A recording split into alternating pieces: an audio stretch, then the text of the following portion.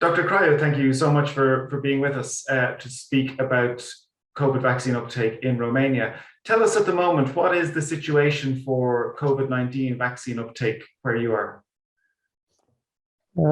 It's not so good, or at least it's far from EU average coverage. It's around 50%. And unfortunately, it seems slowing. If you look at the figures in the last week, people having their first shot, it's slower and slower. It was foreseeable because a lot of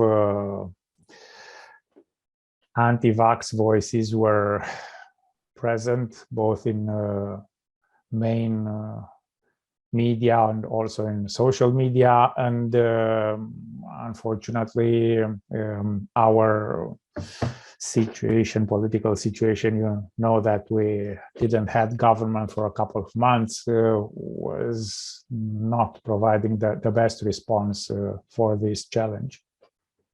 Why do you think vaccination rates are low in Romania, but also in other neighboring countries? Is there an issue about trust in government and institutions, do you think? Yeah, it's probably a puzzle that has many pieces, but one of them is trust, definitely. Trust in authorities, mistrust in authorities is coming from, I would say, the communist times, because we had to comply to mandatory whatever things, and vaccination was perceived as such an approach for the general society.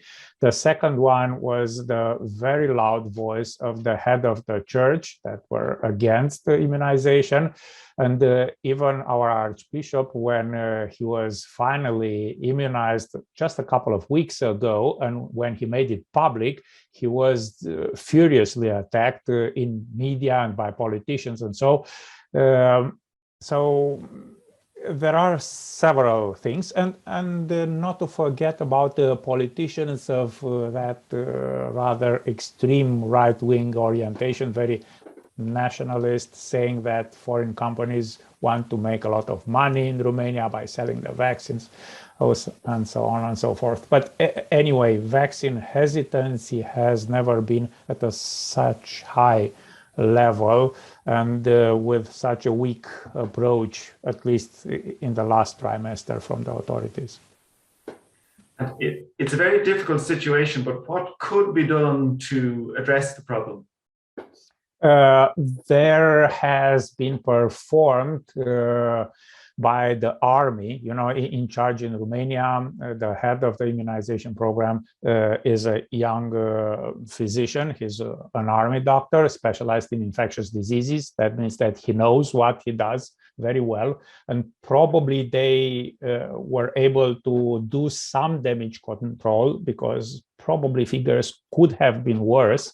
The army has performed a poll just 1 week ago, and they found out that actually 40% of the population, of the Romanian population, it's against immunization. And they say whatever messenger will come in front of us, because they tried recently different strategies by bringing prominent singers or Roma leaders or whatever in order to address these unprivileged communities, and they were not able to change anything in the last couple of weeks.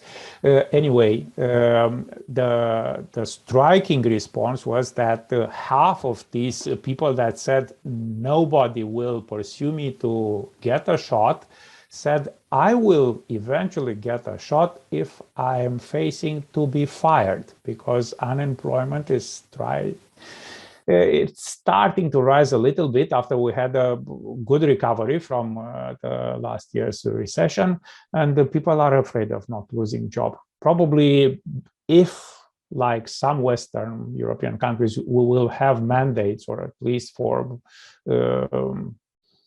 physicians, nurses, teachers, people working directly in the community, probably that figure will decrease a little bit of hesitancy, I mean. Okay, and against this very difficult backdrop, the European Medicines Agency has approved pediatric vaccines against COVID-19. As a pediatrician, what's your message to parents thinking about vaccinating their kids? First of all, I must recognize myself that as a parent, 6 months ago, I was a little bit concerned about potential side effects in our now graduated student. It's slightly older than these kids, but as a parent, I had the same emotions. I can understand them, definitely. But if we look at the bigger picture, we should know that in this very special age group, in between 5 and 11, are located most of the serious pediatric inflammatory multisystem syndrome cases that have really high mortality all around the world, not only in Romania. And at the same time, we know that kids are an important vector for respiratory contagious diseases like flu, when we know, when it was proven that immunizing kids will eventually decrease the rates of complicated flu and deaths in even unvaccinated grandparents or people that are immunocompromised. Or it's a rather complex issue, because I made in my social media project a questionnaire for parents, and actually around 20% of them said that they will accept really fast the vaccine.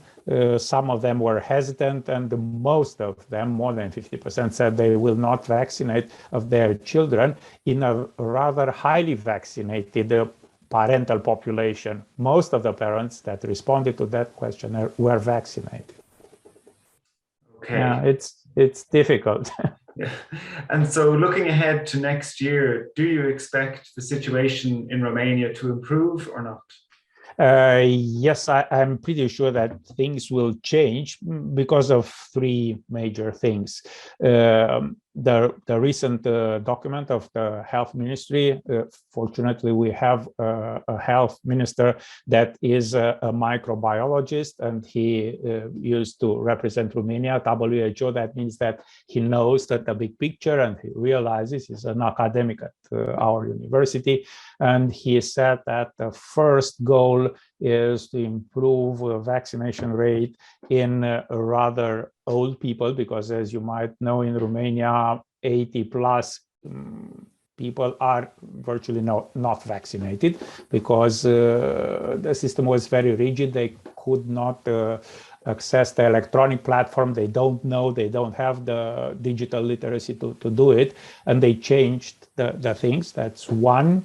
The second one is that there were, for kids, opened special vaccination centers in pediatric hospitals in order to decrease the emotions associated with vaccination in a public place that looks like a soccer field or whatever. They said, okay, we will go in the place where is our doctor, our GP, and that was a good idea. And the third one was that data are accumulating from states where millions of young kids were already vaccinated, and people are driven by emotions, and probably with these very large numbers and virtually no catastrophic side effects, increase for small kids uptake will be seen after New Year's Eve, probably.